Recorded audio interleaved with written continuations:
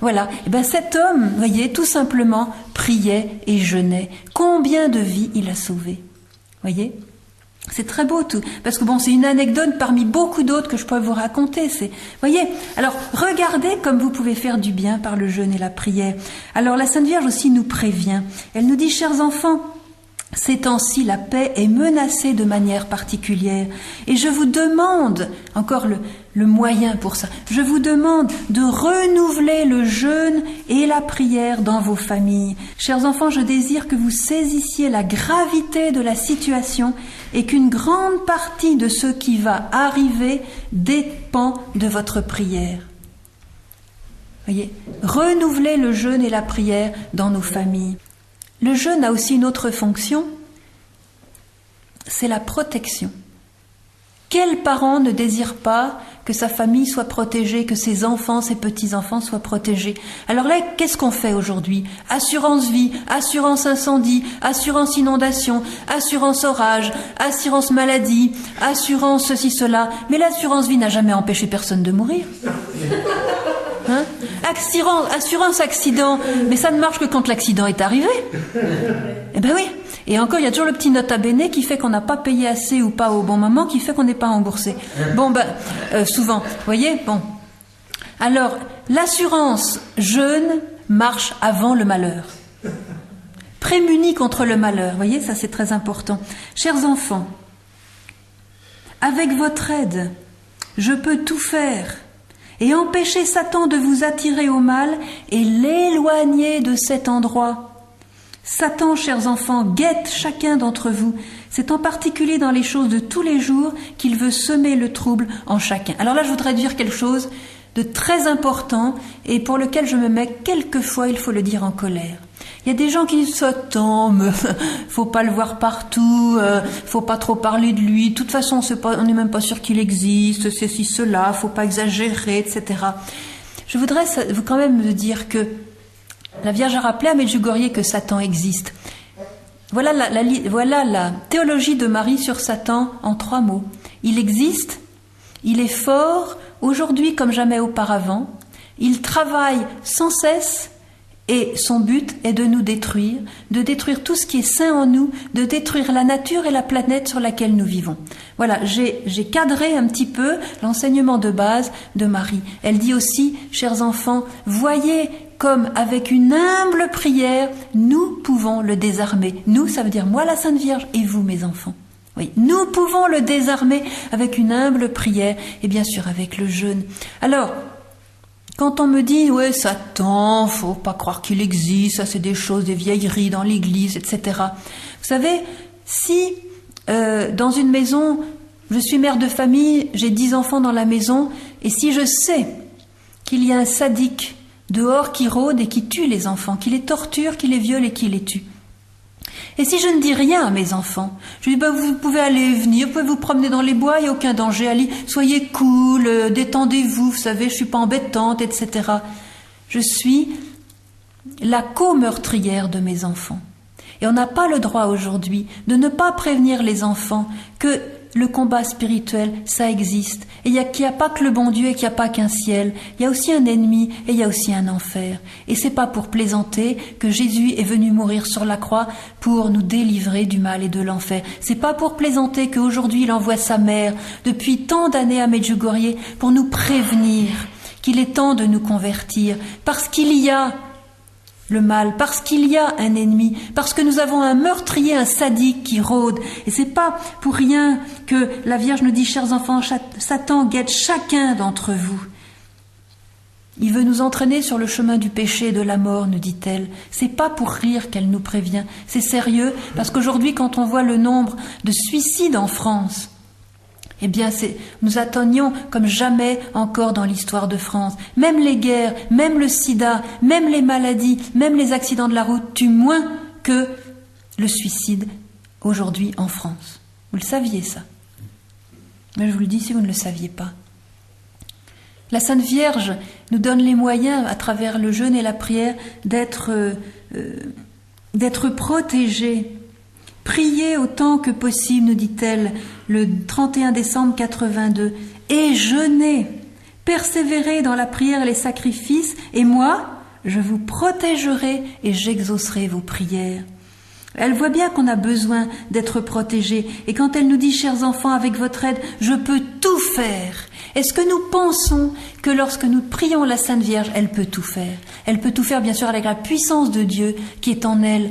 Et souvent, nous nous comportons comme des personnes dont le Dieu n'est pas puissant, dont le Dieu n'est pas vraiment capable de nous sauver de nos ornières, de nos galères. Alors, quand elle nous dit « je peux tout faire avec votre aide », imaginez ce que ça veut dire « je peux tout faire ». Il y a aussi quelque chose qui est très beau et que la Sainte Vierge nous rappelle à Medjugorje, c'est elle nous invite à donner à Dieu tout le mal qui s'est accumulé en nous, afin qu'il puisse nous purifier de tous les péchés de notre passé. 4 décembre 86. Seulement ainsi, chers enfants, pourrez-vous reconnaître tout le mal qui est en vous et le donner au Seigneur pour qu'il purifie entièrement vos cœurs. C'est pourquoi priez sans arrêt et préparez vos cœurs par le sacrifice et le jeûne. Alors ça, c'est très beau, je ne sais pas si vous avez capté. Nous avons fait des péchés depuis que nous avons l'âge d'en faire. Bon. Et nous avons accumulé des péchés, bien sûr, pour certains, nous avons été les confesser, merci Seigneur, ils ont été effacés, mais nous en portons en quelque sorte les conséquences, voyez. Et la Vierge nous dit que par sa prière, elle va nous aider à nous délivrer des conséquences de nos péchés passés. Mais ce mal passé, ce péché passé, nous devons le donner à Dieu. Elle nous demande de préparer nos cœurs. Le jeûne sert à préparer nos cœurs afin qu'elle puisse nous guérir des conséquences de nos péchés passés. Vous voyez, ça c'est vraiment la maman. Bon, t'es tombé, tu t'es bien fait mal, tu t'es blessé les genoux, le visage et tu t'es cassé le bras. Alors maintenant je vais te soigner. Je vais te libérer des conséquences de ta chute. Alors c'est que le sang du Christ qui nous lave de la chute, mais c'est la maman qui répare les dégâts. Voyez, et c'est par le jeûne, nous allons nous préparer pour l'inviter à faire ça, et ça va aller beaucoup plus profondément et beaucoup plus vite. N'oublions pas ça. Alors, le malin est furieux de tout ça. Le malin est furieux, on a laissé un espace à Dieu, on voilà qu'il est chassé avec notre jeûne, voilà que Dieu nous délivre du mal passé qui s'est accumulé en nous, que la Sainte Vierge nous guérit et nous refait une beauté, enfin Satan est furieux. Alors qu'est-ce qu'il va faire? La Sainte Vierge à nouveau nous l'explique à Medjugorje. Elle a expliqué au groupe de prière ceci, en 83. Soyez prudents car le démon tente tous ceux qui ont pris la résolution de se consacrer à Dieu. Il leur suggérera qu'ils prient trop, qu'ils jeûnent trop, qu'ils doivent être comme les autres jeunes et aller à la recherche des plaisirs. Non, qu'ils ne l'écoutent pas et ne lui obéissent pas. Lorsqu'ils seront raffermis dans la foi, le démon ne pourra plus les séduire. Alors là, il faut être très conscient. La Sainte Vierge nous reproche souvent d'être inconscient. Que va faire Satan dès qu'on aura décidé de jeûner? Jeûner 2 jours par semaine, mais c'est pas la peine, mais t'en fais trop, 2 jours, mais c'est beaucoup trop. Regarde, tu vas te démarquer par rapport aux autres, de quoi tu vas avoir l'air? Et puis, je sais pas si tu t'es regardé dans la glace ces jours-ci, t'as quand même une triste mine, regarde comme t'es pâlo, t'es un peu maigrelet, là, t'es un petit peu maigrichon, mais prends donc ton beefsteak, tant pis si c'est mercredi, allez, un bon beefsteak, ça fait du bien en passant, et puis vendredi, mais le Seigneur n'a jamais demandé d'être en mauvaise santé, d'être affaibli, regarde, tu vas t'affaiblir, non, fais comme les autres, regarde comme font tes camarades, est-ce qu'ils jeûnent, ils s'embêtent pas comme ça, allez, profite de la vie, mange tout ce que tu as envie de manger, les bonnes choses, c'est pas tous les jours que tu auras la santé, quand tu seras vieux tu pourras plus manger tout ça, allez, profite. On reconnaît la voix du tentateur. Hein. Alors qu'est-ce qu'il va vous dire? Fais comme les autres. Moi je vais vous dire une chose, est-ce que Jésus a simplement dit une fois dans l'évangile, faites comme tout le monde? Non. La vie chrétienne, ça n'est pas de faire comme tout le monde. La vie chrétienne, c'est de faire comme Jésus. D'être un disciple qui imite ce que fait son maître. Un disciple qui suit le maître partout où il va et qui agit comme lui. Voyez ? Et quand vous entendez une tentation qui a la teneur « fais comme tout le monde », alors là, vous êtes sûr de qui ça vient. Parce qu'il n'y a qu'une bonne manière de vous mettre dans les mains de Satan, c'est de faire comme tout le monde. Parce que fait les mondes? Que fait le monde? Que fait le monde? Et où va le monde? Vous voyez? Alors là, c'est typique.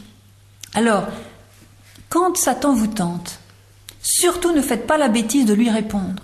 Si Satan vous dit allez, tu jeûnes trop, va faire comme tout le monde, allez, mange un bon coup, ça te fera du bien, t'es un peu palo. Ne lui dites pas allez, va te rhabiller, moi j'ai envie de jeûner, regarde comme t'es pas beau, je vais pas t'écouter, allez, dégage, etc. Non, c'est pas comme ça. C'est surtout ne faites jamais ça, n'entrez jamais en dialogue avec Satan. Mais faites une chose, si Satan vous embête, adressez-vous à Dieu et dites-lui Seigneur, il y a l'autre qui m'embête, fais quelque chose. Parlez à Dieu, ne parlez jamais à Satan, parce qu'il est très malin, il est plus malin que vous, faut le savoir. Et il va vous entraîner dans un dialogue et vous allez vous faire piéger. Comment Ève s'est fait piéger? Et là, elle est entrée dans un dialogue avec Satan. Si Ève, au lieu d'entrer dans un dialogue avec Satan, avec le serpent, avait dit à Dieu, Seigneur, il y a un serpent qui est en train de me dire le contraire de ce que tu as dit, qu'est-ce qu'il faut que je fasse? Eh bien, elle n'aurait pas mangé la pomme, vous voyez. Il ne faut jamais entrer en dialogue avec lui. Alors, qu'est-ce qui fait que notre jeûne est puissant? Qu'est-ce que fait que notre jeûne va être vraiment fructueux? Eh bien sûr, c'est notre jeûne accompli avec le cœur. Alors, nous avons entendu au début de la cassette ce couple qui se lève le matin, vous voyez, et c'est typique. C'est typique, les matins du vendredi ou du mercredi, on a cette petite tentation de ne pas être trop content. Mais quand on rentre dans l'esprit du jeûne, avec cet amour du pain de vie, vous voyez, cet amour de Jésus au centre, eh bien, on arrive alors à jeûner avec le cœur parce qu'on aime Jésus. Et vous voyez, la Sainte Vierge nous disait en 84, « Chers enfants, je vous appelle à commencer à jeûner avec le cœur, avec amour. Je prie la paroisse de jeûner en remerciement. Car Dieu m'a permis de rester si longtemps parmi vous. Chers enfants, priez et jeûnez avec le cœur. » Voyez, que le jeûne soit un remerciement pour la présence de la Sainte Vierge et aussi un remerciement pour la présence de l'Eucharistie, bien sûr. Et alors, quelque chose de fantastique. Tous, il y a surtout des jeunes ici parmi nous, tous nous avons vraiment envie de vivre à plein cette vocation que Dieu a placée en notre cœur, en notre vie. Le pourquoi nous avons été créés. Nous voudrions que tout soit accompli le jour de notre mort, que nous puissions vraiment entendre le Seigneur dire « Ah, je suis content parce que tout ce que j'avais prévu pour toi, tu l'as accompli, tu l'as réalisé, tu as permis de le réaliser en toi. » Voyez ? Alors, la Sainte Vierge nous dit en 85 « Chers enfants, en particulier, vivez le jeûne, car par lui, vous pourrez me faire la joie de voir se réaliser tout le plan que Dieu a prévu ici à Medjugorje. » Alors quand elle parle du plan à Medjugorje, c'est aussi bien sûr le plan pour chacune de nos vies. Voyez, par le jeûne, nous permettons à Dieu de réaliser pleinement le plan qu'il a sur nous, qu'il a sur notre famille, sur notre ville, sur la ville de Medjugorje, sur la France, sur l'Allemagne, sur tel pays. Vous voyez, nous permettons à Dieu d'aller jusqu'au bout de son projet. Et Dieu, quand il nous a créés, il a espéré en nous. Quand je te vois, Michel, par exemple, eh bien, je peux imaginer que Dieu, en te regardant, il espère que tout ce qu'il a déposé en germe au fond de ton cœur, tu vas le déployer et que jusqu'à ta mort, tu vas être comme une fleur qui va s'ouvrir avec sa grâce pour vivre à plein tout le potentiel qu'il a mis en toi et que tu vas devenir un grand saint qui va être Saint Michel d'Ifendic. Tu vois? Et c'est vrai pour chacun de nous, tu vois?